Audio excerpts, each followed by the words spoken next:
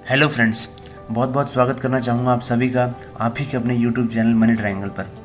और अगर आप इस चैनल पर नए हैं तो आप लोगों से एक छोटी सी रिक्वेस्ट करना चाहूँगा कि प्लीज़ इस वीडियो को लाइक करें, चैनल को सब्सक्राइब करें और मैक्सिमम लोगों के साथ शेयर करें। और हाँ, नोटिफिकेशन बेल ज़रूर दबाइएगा।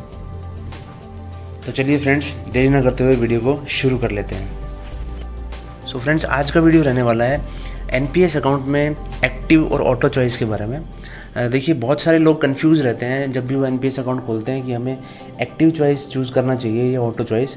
और एक्टिव चॉइस और ऑटो चॉइस में डिफरेंस क्या होता है, ये मैं आपको इस वीडियो के अंदर कवर करूँगा। और क्या डिफरेंसेस होते हैं इसके अंदर, हमें कौन सा चूज़ करना चाहिए, कौन सा ऑप्शन कौन सा हमारे लिए बेटर रहता है। सो ये इन सब चीज़ों के बारे में हम लोग आज इस वीडियो में चर्चा करने वाले हैं।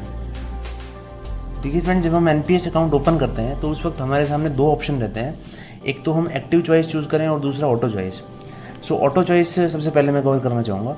देखिए, ऑटो चॉइस का मतलब ये होता है कि अगर आपको किसी चीज़ की समझ नहीं है कि हमें अपने जो फंड्स हैं वो किस तरह से एलोकेट करने हैं, क्योंकि देखिए एनपीएस के अंदर जो फंड्स एलोकेट होते हैं वो तीन कैटेगरीज़ के अंदर एलोकेट होते हैं। एक इक्विटीज़ में, दूसरा कॉरपोरेट बॉन्ड्स में और तीसरा गवर्नमेंट सिक्योरिटीज़ में, यानी ई कैटेगरी, सी कैटेगरी, जी कैटेगरी और आजकल तो ए कैटेगरी भी आ रही है, अल्टरनेटिव इन्वेस्टमेंट फंड्स। सो वो मैं एक अलग वीडियो में कवर करने वाला हूँ ये सब चीज़ें। सो जिन लोगों को ये समझ नहीं होती है कि हमें अपने फंड्स की कहाँ एलोकेट करने चाहिए, सो उन लोगों के लिए सबसे बेस्ट चॉइस रहती है ऑटो चॉइस। तो अकाउंट ओपनिंग करते समय अगर आपको लगता है कि आपको मार्केट की बिल्कुल जानकारी नहीं है, आप अपने फंड्स मैनेज नहीं कर सकते हैं, तो आपको आंख बंद करके ऑटो चॉइस चूज़ कर लेना है। ऑटो चॉइस में क्या होता है, ऑटो चॉइस में आपको लाइफ साइकिल फंड्स की एक ऑप्शन मिलती है। उसमें तीन ऑप्शंस आपको मिलेंगे। एक aggressive option, aggressive life cycle, दूसरा मॉडरेट लाइफ साइकिल फंड और तीसरा जो है conservative life cycle fund. Aggressive life cycle fund में क्या होगा कि इक्विटी में जो आपका मैक्सिमम एक्सपोजर रहेगा up to the age of 35 years 75% रहेगा। उसके बाद में कॉरपोरेट बॉन्ड्स में आपका एक्सपोजर रहेगा 10% और गवर्नमेंट सिक्योरिटीज़ में 15%।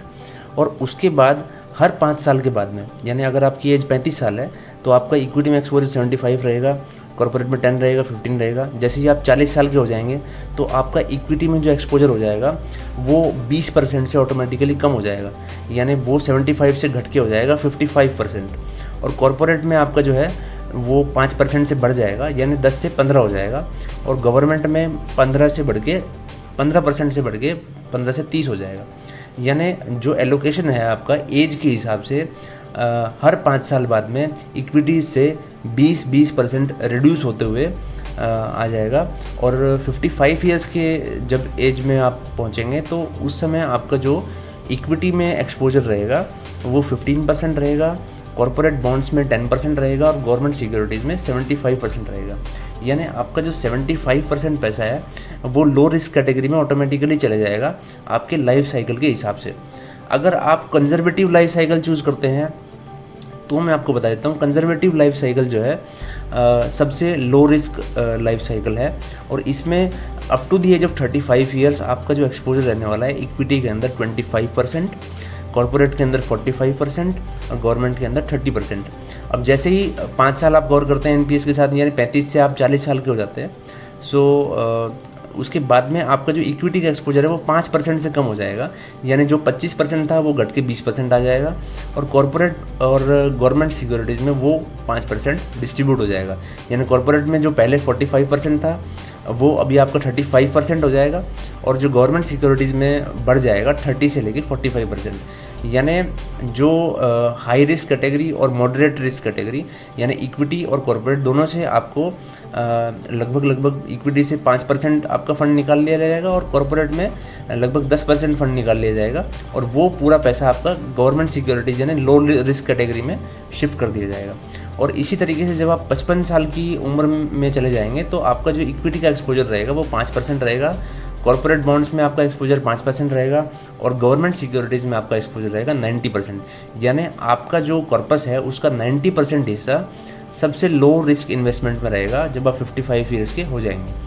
सो ये होता है कंजर्वेटिव लाइफ साइकिल फंड। और ये सब ऑटोमेटिकली रिड्यूस होता जाएगा जैसे जैसे आपकी लाइफ साइकिल आगे बढ़ती चली जाएगी। तीसरा जो कैटेगरी है वो मॉडरेट लाइफ साइकिल फंड है, यानी एग्रेसिव और कंजर्वेटिव के बीच में कहीं। एग्रेसिव में तो बहुत ज़्यादा रिस्क हो गया आपका, कंजर्वेटिव में बहुत कम रिस्क हो गया। अगर आप बहुत ज़्यादा रिस्क भी नहीं लेना चाहते हैं, बहुत कम रिस्क भी नहीं लेना चाहते हैं, एक बीच का रास्ता आपको चाहिए, तो आपके लिए मॉडरेट लाइफ साइकिल फंड सही है। तो मॉडरेट लाइफ साइकिल में कैसा रहेगा कि अगर आपकी एज 35 साल या 35 साल से कम है तो आपका इक्विटी में एक्सपोजर 50% रहेगा, और कॉर्पोरेट में 30% और गवर्नमेंट में 20%। जैसे ही आप 5 साल कंप्लीट कर लेंगे, यानी आप 40 साल के हो जाएंगे, तो इक्विटी का जो एक्सपोजर है वो 50 से कम होकर 40% पे आ जाएगा। कॉर्पोरेट का जो एक्सपोजर है कॉर्पोरेट बॉन्ड्स का, वो 30% से बढ़ के 25% पे आ जाएगा, और गवर्नमेंट सिक्योरिटीज़ में जो आपका एक्सपोजर है वो 20% से बढ़ के 35% पे आ जाएगा। यानी इसमें भी जो रिस्की जो फंड्स हैं, जो उसमें से आपको बाहर धीरे धीरे निकाल दिए जाएंगे हर 5 साल के बाद में, और आपका जो पैसा है वो हाई रिस्क कैटेगरी से निकल के लो रिस्क कैटेगरी में शिफ्ट होते हुए आपको दिखाई देगा। और फाइनली जब आप 55 ईयर्स की एज अचीव कर लेंगे तो इक्विटी में आपको जो एक्सपोजर रहेगा वो 10% रहेगा, कॉर्पोरेट बॉन्ड्स में 10% रहेगा, और गवर्नमेंट सिक्योरिटीज़ में 80% एक्सपोजर आपका रहेगा। यानी आपके टोटल कॉर्पस का 80% जो एलोकेशन है वो 55 से 60 साल की उम्र तक आपका 80% पैसा गवर्नमेंट सिक्योरिटीज़, यानी सबसे लो रिस्क कैटेगरी वाले जो फंड है उसमें 80% पैसा आपका एलोकेटेड रहेगा। और जो हाईएस्ट कैटेगरी रिस्क कैटेगरी में जो इक्विटी फंड्स आते हैं वहाँ आपका 10% एक्सपोजर होगा, और कॉर्पोरेट बॉन्ड्स में 10% होगा, जो कि मीडियम रिस्क कैटेगरी में आते हैं। सो उम्मीद है मैंने आपको समझा दिया है। ये टेबल जो आपको स्क्रीन पे दिखाई दे रही है, ये टेबल में आपको आप इसका स्क्रीनशॉट लेकर रख सकते हैं इसे समझने के लिए। सो ये जो है ये जो चलता है ये ऑटोमेटिकली चलता है। जैसे जैसे आपकी एज बढ़ती चली जाएगी, आप हाई रिस्क कैटेगरी से ऑटोमेटिकली आपका पैसा जो है लो रिस्क कैटेगरी में शिफ्ट होते चले जाएगा। सो ये कंप्लीट ऑटो चॉइस के बारे में मैंने आपको बता दिया है। तो चलिए फ्रेंड्स, अब हम बात कर लेते हैं एक्टिव चॉइस के बारे में। देखिए, एक्टिव चॉइस मुझे पर्सनली बहुत ही पसंद है, और मैंने भी अपने एनपीएस अकाउंट में एक्टिव चॉइस ही लेकर रखी हुई है। मेरी आयु इस वक्त 32 वर्ष की है, और मुझे लगता है कि मैं मार्केट को अच्छे से ट्रैक कर सकता हूँ, या मार्केट की मुझे समझ है। सो मैं अपने फंड्स आसानी से अपनी समझ के हिसाब से एलोकेट कर सकता हूँ, इसलिए मैंने अपनी चॉइस को एक्टिव सेलेक्ट किया हुआ है। लेकिन ऐसा ज़रूरी नहीं है कि आपको भी एक्टिव सेलेक्ट करना चाहिए।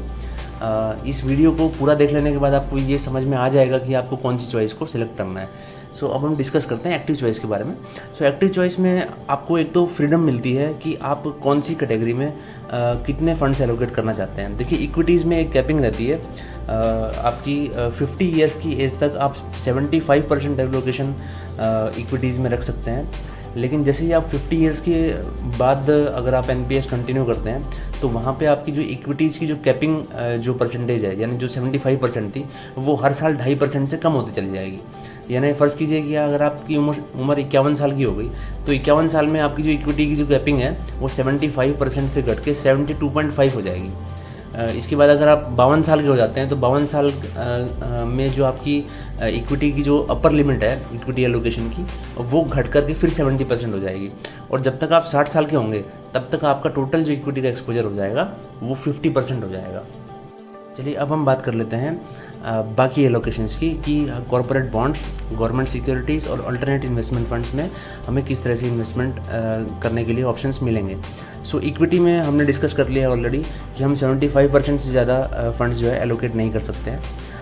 गवर्नमेंट सिक्योरिटीज़ और कॉर्पोरेट बॉन्ड्स में आप 100% फंड्स एलोकेट कर सकते हैं, उसमें किसी तरह की कोई कैपिंग नहीं है। एक चीज़ मैं और जोड़ना चाहूँगा फ्रेंड्स यहाँ पर, कि अप्रैल 2019 से पहले गवर्नमेंट एम्प्लॉयज़ जो है एलिजिबल नहीं होते थे एक्टिव चॉइस के लिए, लेकिन अप्रैल 2019 के बाद में ये रूल चेंज कर दिया गया है, और अब गवर्नमेंट एम्प्लॉयज़ भी एलिजिबल हैं एक्टिव चॉइस एंजॉय करने के लिए, और वो भी अपने फंड शफल कर सकते हैं according to their risk appetite. So ये गवर्नमेंट एम्प्लॉयज़ के लिए बहुत अच्छी खबर है। इसके बाद आइए अब हम जानते हैं कि हमें एक्टिव चॉइस को यूज़ कैसे करना है। देखिए, ये सबसे इम्पॉर्टेंट पॉइंट है इस पूरी वीडियो का, कि अगर आपने एक्टिव चॉइस चूज़ कर लिया सोच समझ करके, सो आपको उसको वाइजली यूज़ करते हुए आना चाहिए। सो मैं आपको एक एग्जांपल देता हूँ कि अगर आपको आपका मार्केट में इन्वेस्टमेंट या इक्विटी फंड्स में इन्वेस्टमेंट 75% आपने एलोकेट किया हुआ है, और आपकी उम्र इस वक्त 40 से 45 साल है, और आपको समझ आ रहा है या आपको लग रहा है कि अभी मार्केट 16,000 16,500 की रेंज में चल रहा है, और ये मार्केट ने अपना टॉप लगभग बना लिया है, और यहाँ से बहुत ज़्यादा रिटर्न्स मार्केट नहीं देने वाला है, और एक बड़ा करेक्शन अवेटेड है मार्केट के अंदर। सो यहाँ पर हम लोग क्या कर सकते हैं कि अब हमारा रिस्क जो है हम डाइवर्सिफाई कर सकते हैं और इक्विटीज़ से हम निकल के, यानी इक्विटीज़ का जो 75% एलोकेशन है उसे हम कम करके 20 या 25% तक ला सकते हैं या उससे भी कम कर सकते हैं। और जैसे ही हमें लगता है कि अभी करेक्शन जो है ओवर हो गया, मार्केट का करेक्शन आ गया, जैसे 16,000 से मार्केट गिर गया 13,000 पर, और अब मार्केट का करेक्शन ओवर हो गया है और अभी हमें फिर से इक्विटीज़ में एग्रेसिवली इन्वेस्ट करना है। सो आप फिर से अपना इक्विटी एलोकेशन चेंज करके 75% कर सकते हैं। ये जो फंड एलोकेशंस हैं ये एनपीएस आपको अलाउ करता है एक फाइनेंशियल ईयर में 2 बार चेंज करने के लिए, और एक बार आप अपना पेंशन फंड मैनेजर भी चेंज कर सकते हैं। जैसे आप पेंशन फंड मैनेजर चेंज करेंगे तो उस वक्त भी एनपीएस अकाउंट में आपको पूछा जाएगा कि आप अपनी फंड एलोकेशंस किस तरह से रखना चाहते हैं। तो टोटल में अगर आप क्यूमुलेटिव वे में देखेंगे तो आप 3 बार इस चीज़ को यूज़ कर सकते हैं कि आपको किस तरह से अपने फंड्स एलोकेट करने हैं।